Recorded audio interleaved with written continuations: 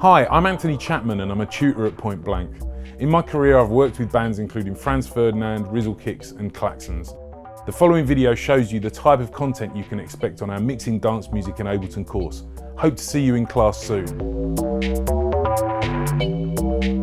In this first part, we're going to take a look at the drums and bass. Obviously, this being dance music, this is one of the most crucial areas of the mix, and it's something that is absolutely essential to get right.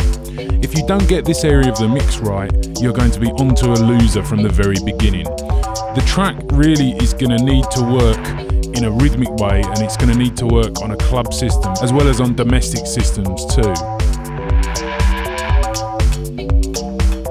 So let's start having a look at our individual parts of the drum track. If we take a look at the kick drum here, and if we have a look at the chain in terms of processing here, you can see at the start I'm starting off with relatively gentle EQ. This is something I'm very, very careful about.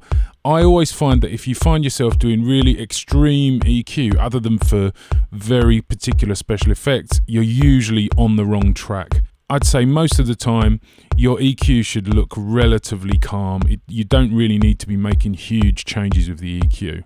And what I've done here is I've used a resonant high pass to filter out some of the very, very low frequencies, but also add a bit of warmth at that really low, around the 60 Hertz area. This is a real important area for the kick drum. This has got the real body of the kick drum. And I always try to aim the very, very low part of the kick drum around that 60 to 65 Hertz area. And then conversely, the bass, I try to aim the very low part of that around the 80 Hertz area. I do try to separate them a little bit. There's always going to be a lot of overlap, and we're going to come to ways to manage that in a moment. But that is one of the really important things. Now you can see I've also added a little bit of high frequencies there, and that's because the snap of the kick drum is just as, if not more important than the low frequency elements. If you don't preserve that snap in the kick drum and you don't make the most of it, anybody listening to this on a small speaker is really going to struggle to hear the kick drum whatsoever. It really needs to cut through, and that high frequency transient, remember a transient is the very quick change in volume that you get at the start of a sound like this, that is absolutely crucial in getting the sound across. Now, on the subject of the transient, if we look in the middle, we've got this Transient Designer device. This is a free Max for Live device, and all this does is manipulate the transient, which is that very beginning, that very fast changing volume of the sound, and also it can manipulate the release as well. And what I've done here is I've set it to add 7.6 dB to the attack, the very beginning, and then reduce the release after the transient by just under 2 dB. Now, if we listen to the kick drum again, and then I turn this on, it just gets a little bit snappier, a little bit punchier. So that's off, and then on. It's relatively subtle listening to it in isolation, but in the mix you can really notice it cut through much better. And then at the end of the chain here on the kick drum, we've got the glue compressor, and I'm only doing a very small amount of compression, and that's because I'm not really a believer in doing huge amounts of compression on a sampled kick drum or something like that. They're really sounding exactly the same every time the drum plays. And also, if you're using sounds from a sample pack especially, this is an actual hardware drum machine, but if you're using sounds from a sample pack, they're almost certainly EQ'd and compressed already. So piling on compression at that stage I don't think is particularly helpful. There are other areas, and we're going to come onto that in a second, where the compression can really, really reap bigger benefits. Now let's move on to something that I've used to beef up the kick drum even further. If we scroll down outside of my group of drums, I've got this track here, Kick Sub, and what's happening here is I've used the MDA Test Tone plugin. This is a free plugin. The MDA plugins are a suite of free audio units and VSTs. As you can see, it's not the most attractive plugin. There's no GUI for this plugin. This is just the system interface that you get with audio unit plugins. And what I'm using this to do is generate a tone at 54 Hertz, which is a complementary frequency for the track. So you can hear the tone there. And then after the test tone device, I've put the gate. Now if I turn the gate on, we hear nothing. and I've got my sidechain set to receive audio from the kick drum. So what this means is every time the kick drum hits, we hear the tone. Now let's just listen to the tone on its own. So you can hear the tone there, and you'll notice that I've turned the attack up to about 12 milliseconds. I've turned the release up to 145 milliseconds so that it gives it a natural sounding smoothness. We don't need that transient on the tone, so the attack being a bit slower like that is fine, and the release gives it that natural sounding decay. With some of the other elements, I've used some similar techniques. So if we take a look at this snare clap here. So it's pretty self-explanatory, but you'll notice that I've split the EQ here, because something that is really important, I find, is if you've got an area that you really want to filter out of a sound with EQ, it's really important to do that cut, do that filtering before you compress.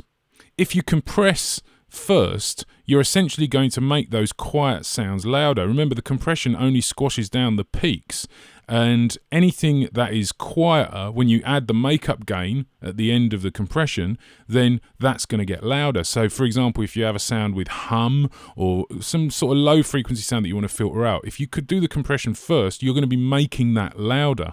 So I find it's best to do the cuts on the way in and the boosts on the way out. And again, I've used the Transient designer here to make the snare a little bit snappier.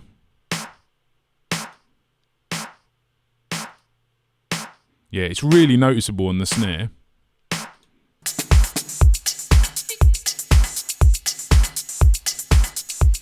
Then one other area that I want to show you in the drums is the hats.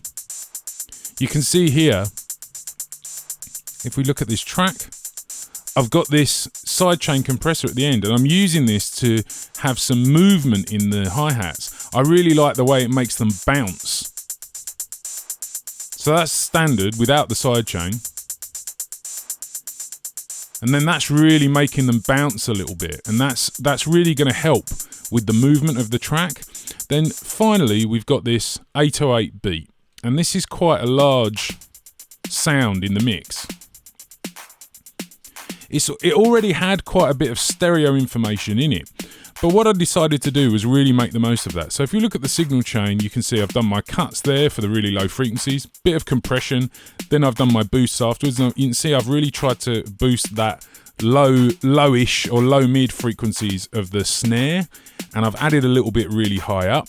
But after that, that's when it gets quite interesting. So first off, I've used the Stereo Tool plugin, which is a free plugin from Flux.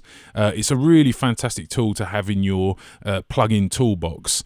And what I've done is I've just turned up the stereo width a little bit. Not a huge amount at all, just a tiny little bit. Because this slider here gives us the control over the stereo width. I mean, if we take it all the way up there, that's much too far, but you can really hear the effect. But if we bring that back down to where it was. So that's just giving a little bit of wideness. Then I've got this little rack here, and this is a rack that I made and I use in the Mixing Dance Music Ableton Live course. And this is a little MS EQ rack, a mid-side EQ rack. And what I've done is I've used the free Voxengo plugin, MSED, and this is a little mid-side decoder. Now, mid-side as opposed to stereo, mid-side works with two channels like stereo, but the mid channel is everything that's equal in the left and right, and the side channel is everything that's not equal in the left and right. So if we play this and have a listen, let's listen to the side. So that's the side, that's everything that isn't equal in the left and right channel. And then the mid, so that's the mid. So that's everything that is equal. So that we've got the snare really noticeable in there. Whereas in this, we've just got the hi-hats and the claps. So by doing this, we can further manipulate the stereo image somewhat. And what I've done is I've upped the high frequencies there, and that makes everything sound a little bit wider and a bit crisper. If I turn this off, see, it's much narrower, much less sparkly. That really, really adds a lot to it.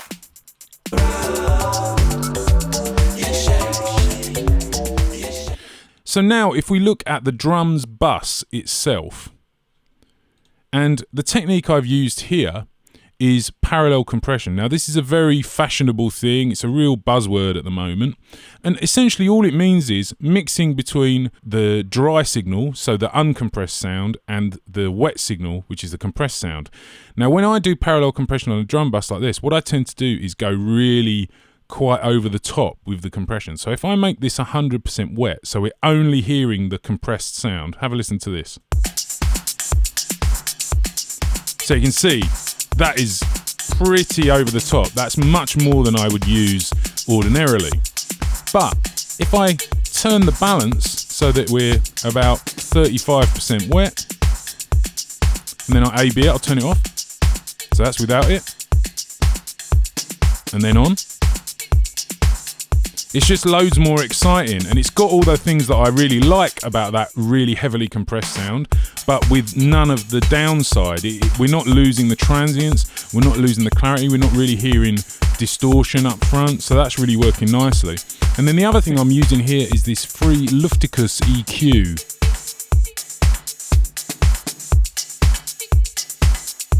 With this, all I've done is I've added a boost at 10k. So this band here, this is completely dedicated to a boost of the high frequencies. So I've got that at 1.2 at the moment. Have a listen to this if I turn it up. See what I mean? It's really can snatch those high frequencies and bring everything into focus. Be careful with it, don't go crazy. You don't want to make everything too sibilant, but overall I think that's a wonderful tool to use in this kind of situation.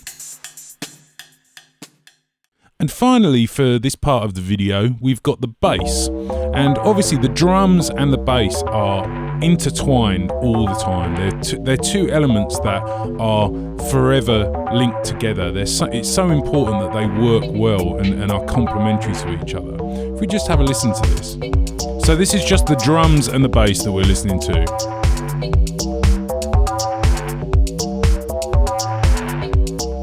And you can see I've got a compressor here, sidechained from the kick drum, and this is incredibly important. Essentially what I'm doing here is just making the bass duck ever so slightly every time the kick drum plays. Because the bass and the bass drum overlap in a lot of areas of the frequencies, this is so crucial because otherwise the kick drum and the bass would get so confused. All those overlapping frequencies would be a real problem. But by doing this, I've kind of set up a seesaw whereby if the kick is up, then the bass is down. And it just helps them live together a little better. In terms of EQ and other processing, I've done a bit of EQ here because there's a lot of noise on this element of the track. If I turn the EQ off, you can hear all that noise. Because this is it's a hardware synth recorded through an analog tape echo. That's where all that hiss is coming from. So I've just tried to trim off a bit of that, not too much, because I don't want to lose the character of the sound. That's what makes this track so good. Then I've got relatively heavy compression there. I just really want to keep it under control because remember, there's some points in the bass track where the echo starts to rise up, and I just want the compressor to keep everything evened out. Then I've got my sidechain compression. And then after I'd been working on it for a little while, I just felt like there were a few areas where I needed a little help. And the main one was really the real low frequencies, because this bass line doesn't really have a lot of super low frequencies. So I just used the Lufticus EQ to boost it a little bit there. If we turn it off and then back on, it's made a huge difference there. So I really would recommend this Lufticus EQ for these kind of situations.